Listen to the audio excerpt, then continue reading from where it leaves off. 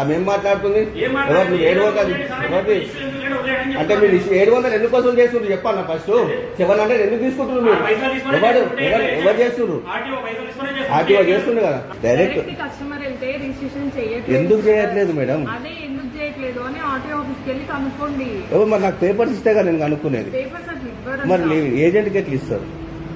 నా పేపర్స్ నాకు ఇవ్వము, ఏజెంట్కి ఎట్లా ఇస్తామంటున్నారు మేడం? సార్ ఇచ్చేయమంటున్నారు సార్. డాక్యుమెంట్స్ రిజిస్ట్రేషన్ అయింది.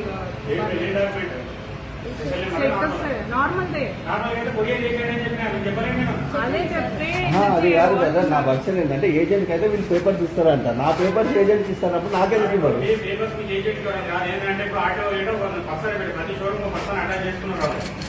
నేను పేమెంట్ ఇవ్వాలని చెప్పట్లేదు.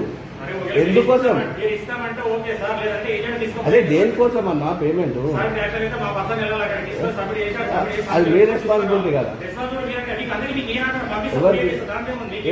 నాకు ఫోన్ చేసేందుకే వచ్చినాను నేను. నాకు ఇప్పుడు కాల్ చేసి 700 ఇస్తారా లేకపోతే ఏజెంట్ మేము అంటేనే కాల్ చేసి ఇప్పుడు మీరు కాల్ రికార్డు ఇంపేయాలా? కాల్ రికార్డు ఇంపేయాలా కదా ఏజెంట్? అదే సార్ ఏమో తీసుకుంటా అంటున్నారు డాక్యుమెంట్స్. నాకు ఇప్పుడు చెప్పారు మేడం కొరియర్ చేస్తామని చెప్పి. నేను ఆల్రెడీ మధ్యలో ఒకసారి ఫోన్ చేశాను మీకు. నాకు మీతో మాట్లాడిన ప్రతి కాల్ రికార్డు ఉన్నది. ఇష్యూ ఎందుకు లేదన్నా నాకు అర్థం కాదు. ఆమె ఫోన్ ఆమె ఏమంటుంది? ఏజెంట్ మీరు 700 ఇస్తే ఏజెంట్కి ఇస్తాం లేకపోతే కొరియర్ చేస్తామని. అంటే నాకు పర్సనల్ ఇప్పుడు నా పర్సనల్ డాక్యుమెంట్సే కదా.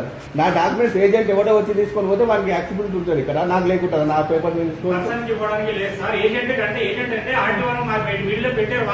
ఎవరు పెట్టారు? ఎవరు పెట్టారన్నా?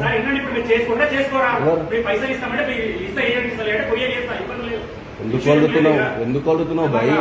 ఎవరితోటి బాధించకపోతే ఆమె ఏం మాట్లాడుతుంది? ఎవరు 700 అంటే మీరు 700 ఎందుకు వసూలు చేస్తున్నారు చెప్పాలన్నా? ఫస్ట్ 700 ఎందుకు తీసుకుంటున్నారు మీరు?